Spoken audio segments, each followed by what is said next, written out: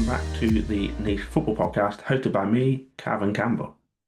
So the aim of this podcast is to focus on them unique stories, the ones that you won't have heard of, the ones that go under the radar and don't get mentioned on Sky Sports or BBC Sport, and maybe not even The Athletic.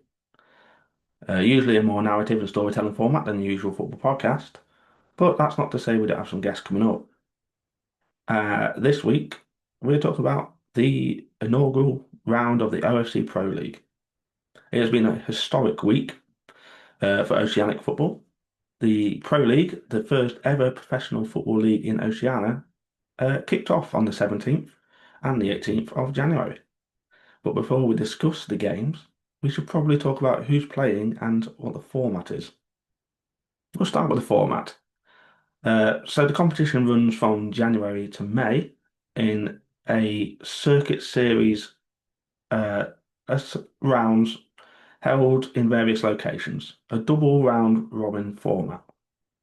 Each team play each other twice, resulting in 14 games, as there are only 8 teams in the OFC Pro League.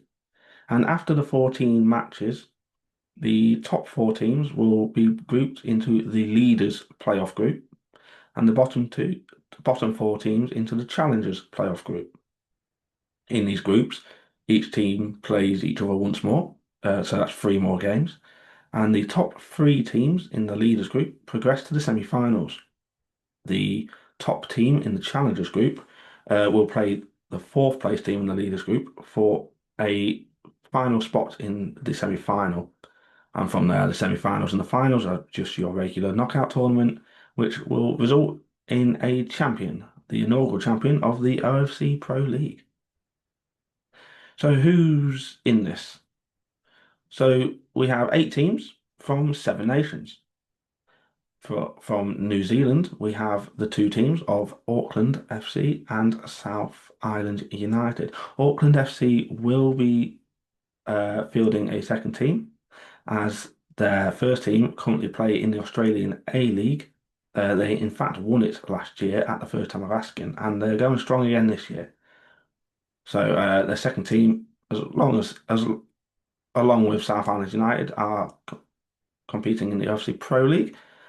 We also have the Bula FC from Fiji, PNG Hikari from Papua New Guinea, Vanuatu United from Vanuatu, Tahiti United from Tahiti, the Solomon Kings FC from the Solomon Islands, and South Melbourne from Australia, which was a talking point at the start as, well, Australia play in the AFC Confederation, the Asian Football Confederation, and not the OFC anymore after it's decided to change.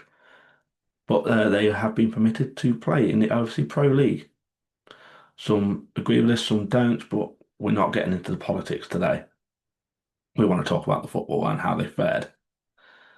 So that's the league and the teams. How did everyone do on the first game? The games were held in New Zealand's National Stadium of Eden Park across the 17th and the 18th. All teams play at the same ground. And the first game was between Bula FC and Vanuatu United. And what a game it was to start with. I'm from the UK, and unfortunately, I had to stay up until 2 a.m. to watch the kickoff, but it was worth it. After all the opening ceremonies, the game kicked off, and it looked like Bula FC had come to make a statement, dominating the ball in the early stages, and not really giving Vanuatu much of a chance, but they did grow into the game. And in fact, in the 21st minute, they won a corner in which the ball deflected from a Samuel header onto Bill Kautak and nestled into the far corner. And Bill Kautak will now be that name in history, the one that scored the first ever goal in the OFC Pro League. But the Buda Boys needed a reaction, and 10 minutes later, they got one. Another corner swung in and flicked on towards the back post, and rather fittingly, Fijian poster boy Roy Krishna was there to sweep the ball home for the equaliser. A lot had been spoken about Roy Krishna before the game, who has long been a catalyst for Fijian football. You can actually read more about his story on the website at nichefootballjournalism.co.uk, An article was written just over a year ago, perhaps more, about his journey, how he started, and where he's been. Again, that won't include Bula FC as it was written a while ago, but if you want to learn more about Roy Krishna, head over and take a look. So that was 1-1 at half time, and going into the second half, it was more the same. Bula FC dominating the possession and creating more chances, with Vanuatu holding strong and breaking when they can.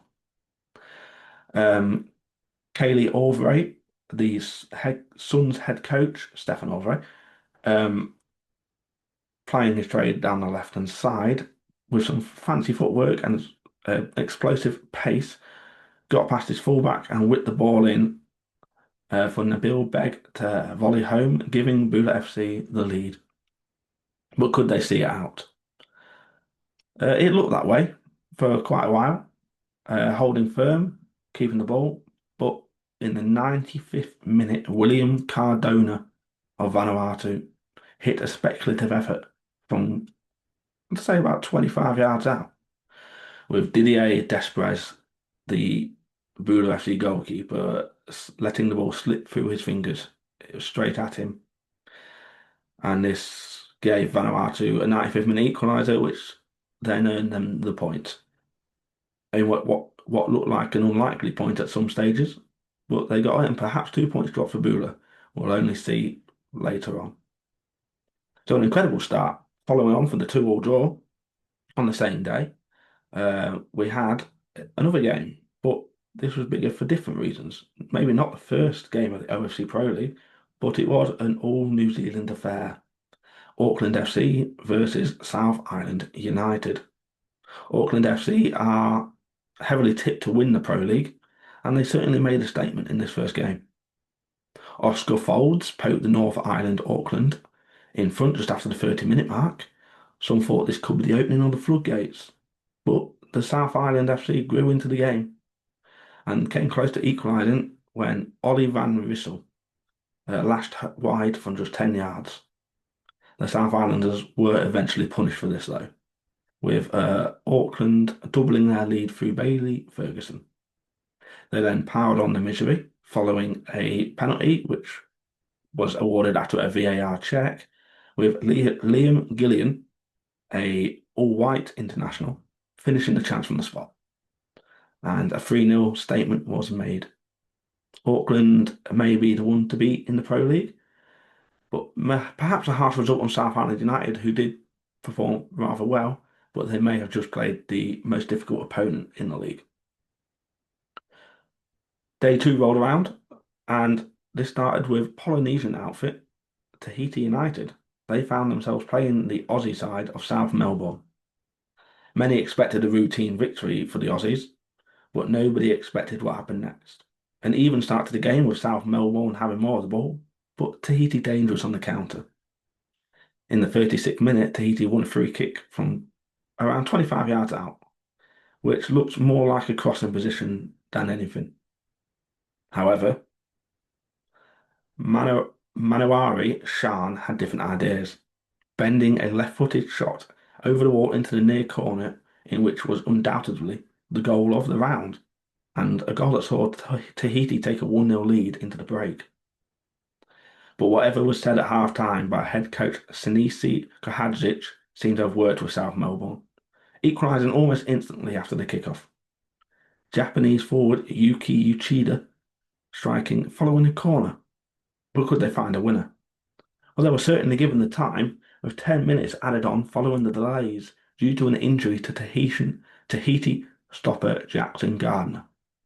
And it was in the 98th minute of the game where the Aussies got their chance. A free kick just outside the area was whipped home by Andrew Mezzaroni, sending the Melbourne side into raptures and sending them home with the 3 points, leaving Tahiti heartbroken. So some excellent games so far. And finally, we look at PNG Hikari and the Solomon Kings. Expectations were high for the Solomon Kings, with an abundance of attacking power, led by the electric Raphael Leai. Raphael Leai had become the first Solomon Islander to play professional football in Europe a few years back, and it was clear to see the game plan. All-out attack and that's for both sides. However, for all the attacking intent, the Kings could not break down the PNG defence. A moment of madness, though, did occur with PNG keeper Dave Tamari deemed to have handled the ball outside of his area following an attack for Solomon Kings. The referee brandished a red card, but following a VAR check, it was clear to see that he did not handle the ball at all, and the red card was overturned. That left us at 0-0 at the half, with all the attacking talent on display, no goals.